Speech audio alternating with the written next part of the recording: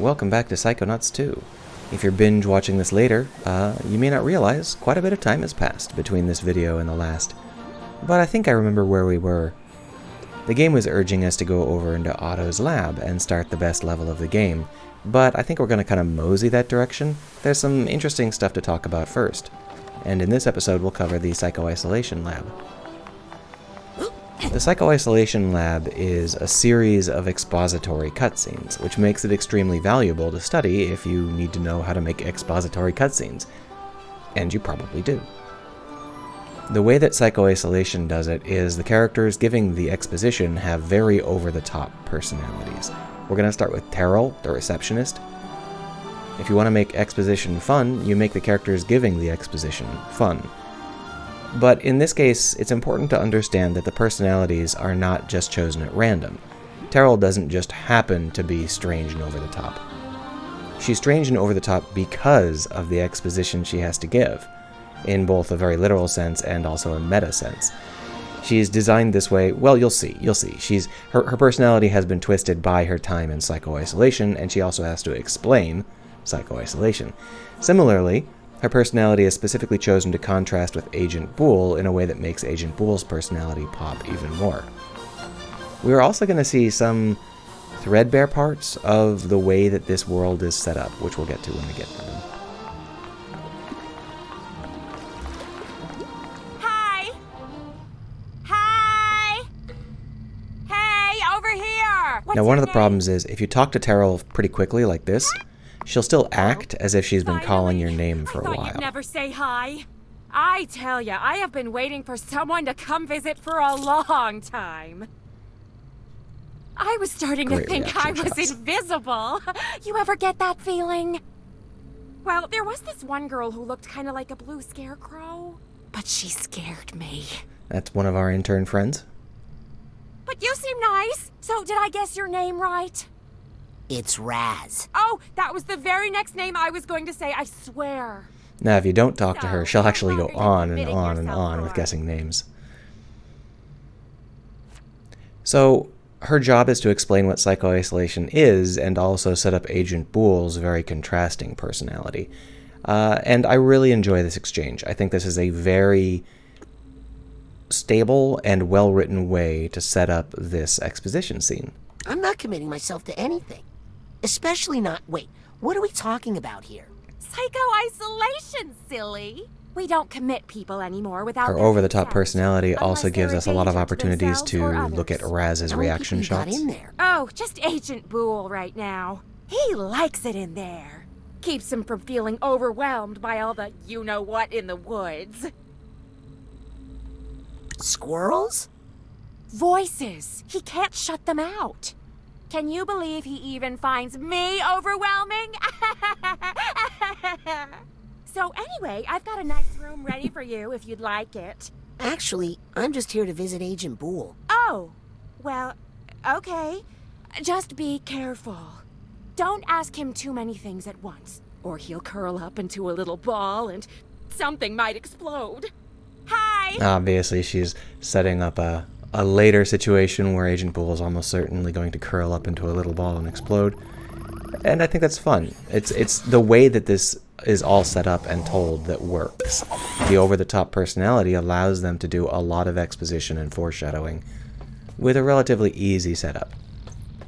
And here we've got Agent Boole's Magneto chamber, and we're going to have a little exposition with him as well.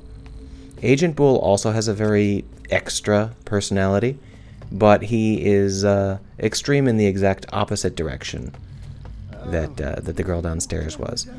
This is actually a more difficult kind of character to get right. Because if someone is subdued and acting strangely like he is, it takes a good actor to portray that. Anybody can act like an annoying jackass, but acting like someone who's scared of the world is something that takes a little bit of acting chops. So if you don't have an actor capable of portraying that kind of character, it may be difficult to actually write that kind of character in a way that doesn't annoy the player, because the player might think, why is this guy acting so strangely? An actor can portray it. Oh, we're also going to meet Harry Kasparov again. He's the rat that's in the foreground here. He's very valuable here because he can be talked at, but can't respond, which allows us to keep the flow of the conversation going extremely well. We'll see that later in the final bit, but I thought I'd bring it up nice and early. I see what you're doing there. Oh, you think you're clever, don't you? Looks like there's a Senior League membership card stuck in this frame. Hey, don't even look at that. It's private. Agent Boole? Huh? Hi, I'm Rasputin. I'm a friend of your grandson. Oh, no. He hasn't hurt anybody else, has he? No humans that I know of. Good. Good. Now here's the problem. We haven't talked to Lizzie, and so this whole conversation element here is out of order. And this is a problem that we often see with people creating open world games where they don't set their flags properly. It's very easy to assume the player did something and then give them a conversation option that sort of assumes they know what you're talking about, but we didn't meet Lizzie yet. Not about this, anyway. So, this is a very strange, out-of-order bit of conversation. I see Lizzie introduced you to Harold. Oh, no. Harry Kasparov here showed up on his own. So why is Lizzie still out there looking for animals? Oh, well, I mostly sent her away just because there was too many voices in here. Hint, hint. Now, the way that you'd normally handle that is you would have two versions of that particular dialogue element. One if you had talked to Lizzie about searching for animals, and one if you hadn't. Alternately, you could just hide that branch away until you talk to Lizzie, but that would mean that the player would have to realize that he could come back to Compton Boole and talk to him about something new. Either way, it didn't happen here. We just got a strange, out-of-order bit of dialogue. Agent Boole, I need your help. Oh, no. With what? I need a Senior League membership card. What? Well, don't look at mine. Please, Agent Boole. It's important. That bowling card is a precious memento of a dear friend. Oh, I'm sorry. Did she die? No, she's somewhere. Out in the forest. What?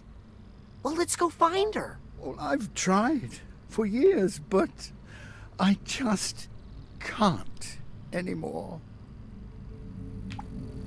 Please let me borrow your Senior League membership card. No, now buzz off. Buzz off. Hey, hang on a second. Here it comes. Exactly what I was thinking, Harold. That's a fun trick. You can use it yourself all the Cassie time. and I always loved working with bees in the forest. If you could bring me just one bee, I'll bet I could talk to it and find out where my Cassie is. No kidding? Here, take this and hurry. Okay, 1B coming up. Now, obviously, Compton Boole Okay. has really How aggressively does it find a bee for Agent specified Boole? This one is a serious bee. mission, no matter how adorable it is. He specifically said one bee, but Raz has interpreted that to mean a bee, as in, came out here whatever, for I can bring What was it? whatever number of Right, bees I happen bring to for find. Nick, so I can get... That is obviously going to be the cause of Boole's eventual, breakdown, and they're setting it up real early, nice and tight. It's just a fun way to do things. Access granted. And in the next episode, we're going to go over into the lab, which is... Oops! Oh, we Sorry, gotta get little introduced to our brother. family I first. thought you were a rabid squirrel. Knock it off, Frazee! His older siblings are terrors. So are his younger siblings, actually, but that's kind of the point. Anyway, in the next episode, we will go over there into Otto's lab. Notice that our sister ran off in this direction. They're still running off in this direction. That's a subtle way to tell us that that's the way to the campgrounds. That's the weird thing. I'm pretty sure the conversation we just had with Agent Boole in there would have required us to go to the campgrounds first. I guess maybe Lizzie's talking about animals over here somewhere. It's unimportant.